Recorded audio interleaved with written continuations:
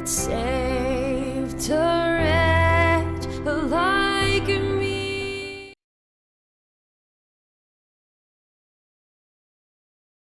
Amen. Amen, liewe luisteraar. Ons kyk weer na die wonderlike liefde van God, die groot liefde waarmee hy ons lief gehad het. Selfs toe ons dood was in sonde. So, ons kyk bietjie na dit wat ons die nodigste op aarde het, is na 'n realiteit wat ons kan opbou, 'n realiteit wat ons kan krag gee, 'n realiteit wat werklik is, iemand wat nie vir jou vra, wat het jy nodig nie, maar wat vir jou gee, wat jy nodig het. Dit is so wonderlik, as 'n mens begin uitvind, hoe betrokke God by die mens wil wees, en is van die begin af, omdat die mens vir hom 'n geweldige waarde het. As jy kyk na die prys wat hy betaal het vir die mens, dan kan jy eintlik sien hoe hy die mens evalueer. So belangrik dat ons God reg sal evalueer, dat hy die skepper van hemel en aarde is, en dat hy belangstel in ons. Maar as ons sien hoe dat hy belangstel in ons, en wat se waarde hy in ons sien, dan kom daar 'n liefdesverhouding, wat absoluut maak, dat jy met die grootste probleme na hom toe sal vlug, en nie na enige iemand anders, of iets anders sal gryp, as na die groot liefde van hierdie groot God nie. So, luister net 'n bietjie na Efesiërs 2, heel basies nou van die evangelie. Hy sê, en julle het hy lewend gemaak, wat dood was deur die misdade en die sondes. Dood deur misdade en sondes, het hy ons kom lewend maak. Nie gevra of wil jy lewend word nie, of gevra wat het jy nodig nie. Hy evalueer jou en kom maak jou lewendig. En dit is hierdie intense belangstelling van God wat ons moet ontdek in elkeen van ons se lewens, dat hy wil so betrokke by jou wees. Hy wil jou hê jy moet hom ken, en soos ons reeds in 'n ander leringe gekyk het, hoe dat hy intens by jou belangstel, hoe dat hy jou as 'n tempel sien, 'n akkommodasie vir homself, en dan sien jy hoe hoog evalueer hy jou, en hoeveel te meer moet ons nie na die realiteit kyk, van hoe groot hierdie God is, wat nou in ons belangstel nie. En jy kan al die tyd na God toe gaan, omdat jy weet, hy stel belang in jou. Maar jy moet eers ontdek, luister nou weer na die eerste versie van Efesiërs 2. Hy sê, en julle het hy lewend gemaak, wat dood was deur die misdade en die sondes. Hy het nie by jou gevra, wil jy lewendig word, wil jy jou sonde bring nie. Nee, hy het eers voorsien, vir in al jou behoeftes, voordat hy jou begin trek, met koorde van liefde. Dit is so belangrik, dat ons besef, dat hierdie liefde van die God is so groot, dat hy kyk vooruit, hy kan die toekoms sien, hy kan die hele toekoms evalueer, en soos die probleme en uitdagings na ons toe kom, in die toekoms, voorsien hy reeds vooraf. Is daarom wat hy kan sê, bring al julle bekommernisse na my toe, want ek sorg vir julle. Skryf hy in die 2de vers. Hy sê, waar julle tevore in gewandel het, volgens die loop van hierdie wêreld, of so wêreld so belang gestel in die wêreld, in die dinge van die wêreld, dat ons absoluut vergeet het dat daar 'n skepper van hemel en aarde is. Absoluut nie belangstel in sy belangstelling in ons nie. Maar dit is iets wat ons nie moet verloor nie. Dit is iets wat by ons baie pertinent moet lewendig word. Soos hy ons kom lewend maak het, moet ons laat hy vir ons weer lewend word. Laat ons absoluut sien wie hy is, dat hy die groot skepper van die univers, dinge wat ons nie eers van gehoor of gesien of van weet nie, die het hy voorberei vir ons. Nie dinge wat eendag sal gebeur nie, maar dinge wat hy reeds voorberei het vir ons, sodat ons gelukkig kan wees. Maar dis alles keuses, as ons hom nie ken nie.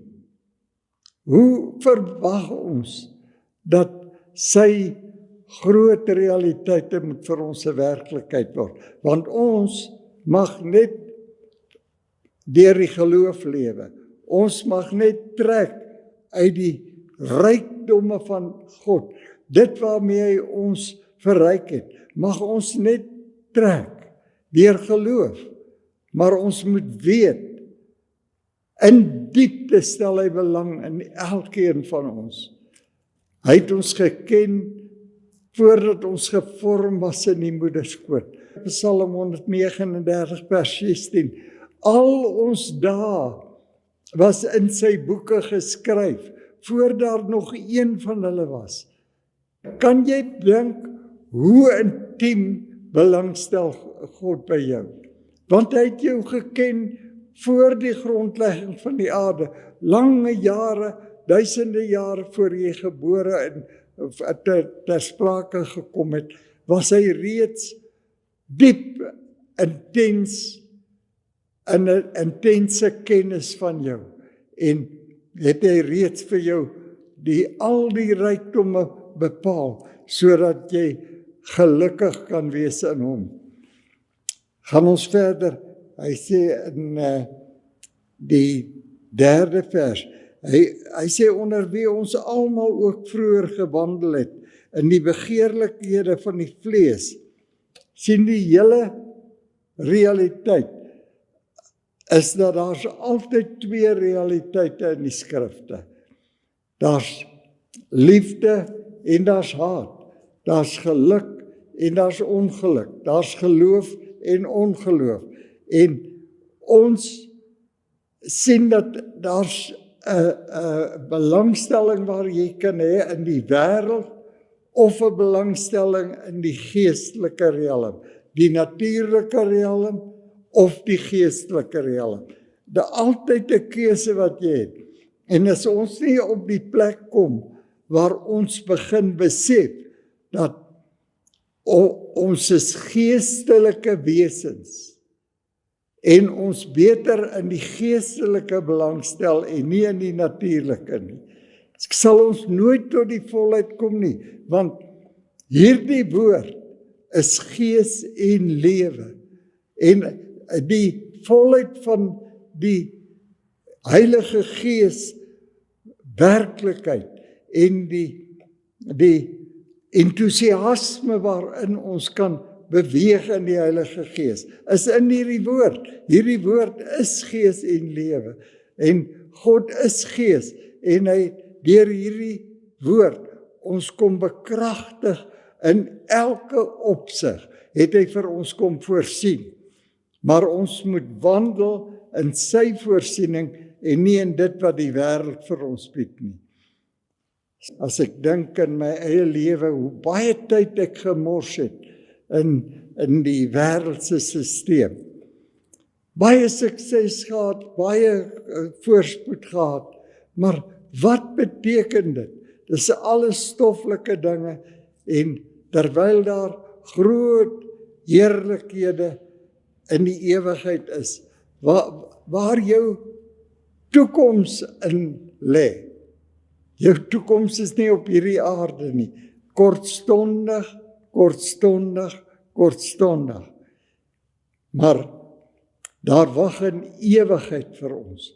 En as ons nie daarin belê nie, dan sien ons dat ons het weggedryf van hierdie groot liefde waarmee hierdie groot God ons beheen het. Luister na die 3de vers. Hy sê onder wie ons almal vroeër gewandel het in die begeerlikhede van ons vlees, toe ons die wil van die vlees en van die sinne gedoen het. En ons was van nature kinders van die toorn, net soos ook al die ander. Kinders van die toorn, as jy in die natuurlike belang stel, kinders van die toorn. Ou moet op die plek kom waar die natuurlike vir jou net 'n stepping stone sal wees, soos die Engelse sê, na die volle heerlikheid, waar jy die natuurlike gebruik om die geestelike te versterk en in die geestelike te belê. Anders belê jy in die stoffelike en die stoffelike sal hier agterbly. Jy sal verarmd in die ewigheid ingaan. So dit is so belangrik dat ons vir ons skatte bymekaar maak in die groot ryk waarheen ons op pad is. Elke mens, daar's nie 'n mens wat nie aan die einde van hierdie natuurlike riekalm sal kom nie. En wat dan? Het jy 'n rykdom of is jou rykdom alles in die stoffelike? Hy sê, maar God wat ryk was in barmhartigheid, het ons deur sy groote liefde, waarmee hy ons lief gehad het, ook toe ons dood was deur die misdade. Toe jy self na jouself gekyk het en gedink het, ek is niks werd nie, ek het 'n mislukking gemaak, toe evalueer hierdie groot God jou nog so, en uit daardie groot liefde, dat hy jou nie wil verloor nie, dat hy nie bereid is om vir een oomblik sonder jou te wees nie, en hy versterk ons deur sy woord, deur die kennis van die woord, deur die rykdom wat hy beskryf in die woord, versterk hy ons in elke opsig, sodat ons kan weet, dat hy waarlik in ons belang stel. Luister weer, hy sê, maar God wat ryk is in barmhartigheid, het ons deur sy grote liefde, waarmee hy ons lief gehad het, ook toe ons dood was deur die misdade, het hy ons lewend gemaak saam met Christus, uit genade is julle gered. Hy het dit vir elke mens gedoen. As jy net dink aan Romeine 6, vers 6, hy sê, aangesien ons dit weet, dat ons ou mens saam gekruisig is. Christus was nie vir homself gekruisig nie. Hy was gekruisig ter wille van die hele skepping se mense. Elke mens was ingesluit in Christus toe hy sterf. En hy sterf vir die sonde van die mens. Vir elke mens. Dat ons ou mens saam met hom gekruisig is. Sodat die liggaam van die sonde tot niet gemaak sou word. Kan jy dink, daardie liggaam van sonde, wat ter helle verdoem was, en verdoem is, die het hy gered, en gereinig aan die kruis van Golgotha, sonder jou belangstelling, het hy dit gedoen, maar dit word net 'n gawe van God, en deur geloof moet jy die gawes van God, alle dinge wat God ooit vir jou beskore het, is net gawes van God, en hy het dit vir jou geskenk, of jy dit gaan aanvaar, of verwerp, is jou eie saak. So dit is so belangrik, dat ons sal inkyk in die skrifte, en begin verstaan, hoe lief hierdie, en hoe hierdie groot God, sy intense belangstelling in ons is. Julle wat dood was, het hy lewend gemaak. Kan jy dink, hoe belangstel hy in die mens? Hy het ons nie nodig gehad, op geen manier nie, maar daar's die intense realiteite wat hy in elke mens geïnvesteer het. Die rykdomme van sy kennis en sy heerlikheid, wat hy in elke mens geïnvesteer het, wat maak dat hy 'n hoë agting vir elke mens het. Hy sê ook toe ons dood was deur die misdade, het hy ons lewend gemaak saam met Christus. Uit genade is julle gered en saam opgewek en saam laat sit in die hemele in Christus Jesus. Akkommodasie wat ons verkry het om in Christus te wees. Jou eie keuse. Efesiërs 3 vers 17 en 18. Hy sê sodat Christus deur die geloof in julle harte kan woon. Jy sien, dis alles deur geloof. As jy nie tot daardie keuse kom om God jou belangstelling te maak, soos hy in jou belangstel, as jy nie in hom belangstel nie, dan is daar geen toekoms vir jou nie. Dit is 'n absolute keuse wat ons het. Luister net wat sê hy, sodat Christus deur die geloof in julle harte kan woon. Julle wat in liefde gewortel en gegrond is. Nie net wil hy belangstel in jou nie, hy wil in jou kom woon deur sy gees. En dan begin jy besef hoe groot die gees van God werklik is, hoe enorm God wat gees is, werklik is, dat ons praat soms so ligtelik van die gees van God, en hoe die gees van God teenwoordig of nie teenwoordig is nie. Hy is altyd teenwoordig in elke mens, maak nie saak of jy die grootste sondaar is of nie. Hy trek jou met koorde van liefde en sy liefde soek daardie akkommodasie in jou.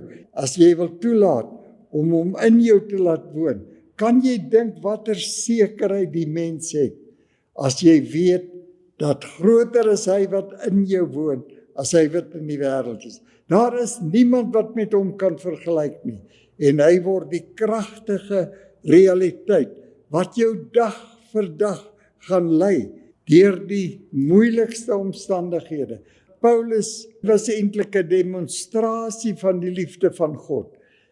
As jy dink hy kon vir jare in die tronk sit, dan bemoedig hy die ouens daar buite. Hy verloor nie moed nie, want sy hele gemoedstoestand is in die gees, in God, en weet dat God is vir hom en nie teen hom nie. En hy vertrou so absoluut in die gees, dat hy die mense daar buite, wat met die natuurlike behep is, dat hy vir hulle sê, broeders, staan nou in die vryheid waarmee Christus julle vrygemaak het. Galasiërs 5 vers 1. Staan in daardie vryheid waarmee Christus julle vrygemaak het. Moenie so belangstel in die wêreldse dinge nie. En hy sit in die tronk. Hy kry nie bemoediging nie, maar hy bemoedig die ouens buite. Hy sit nou al jare in die tronk en dit is 'n ongure situasie en hy behou daardie groot liefde. Hy bedink net daardie groot liefde. Hy laat toe dat daardie groot liefde in sy hart kom woon, in sy hart akkommodasie kan vind. Die gees van God in hom 'n werklikheid word.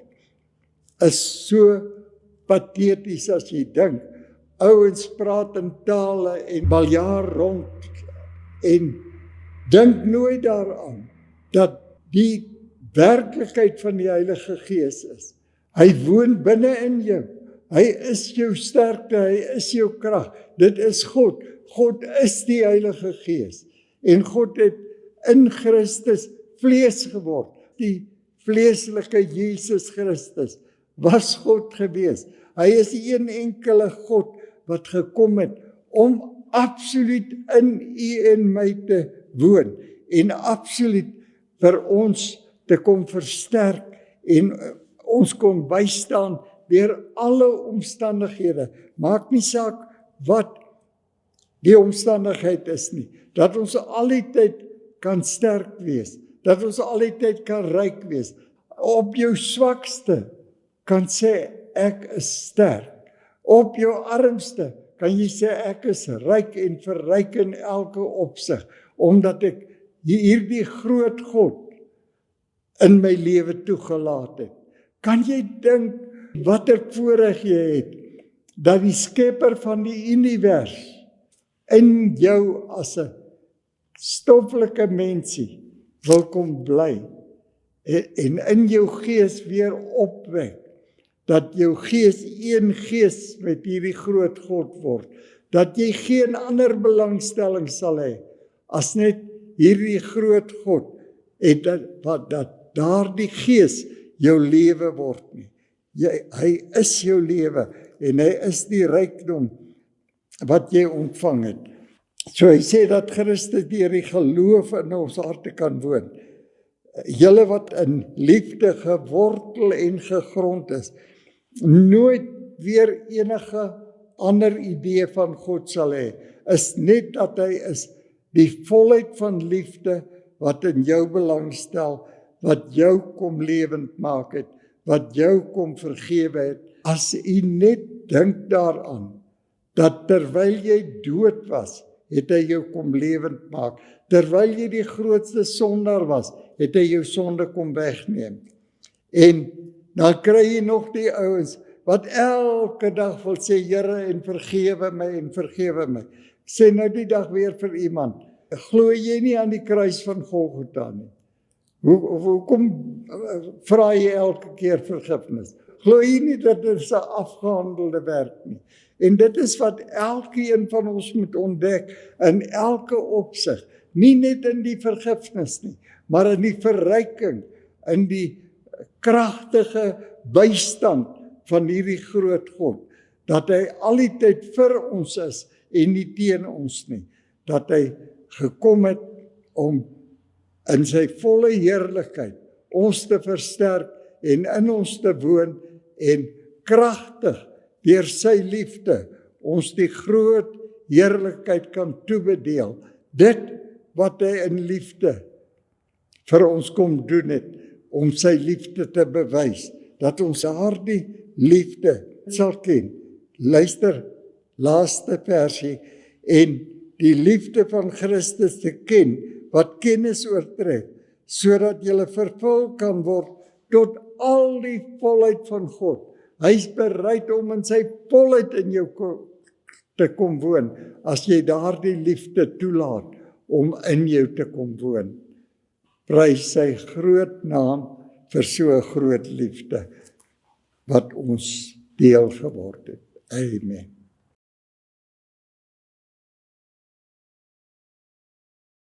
I'm found.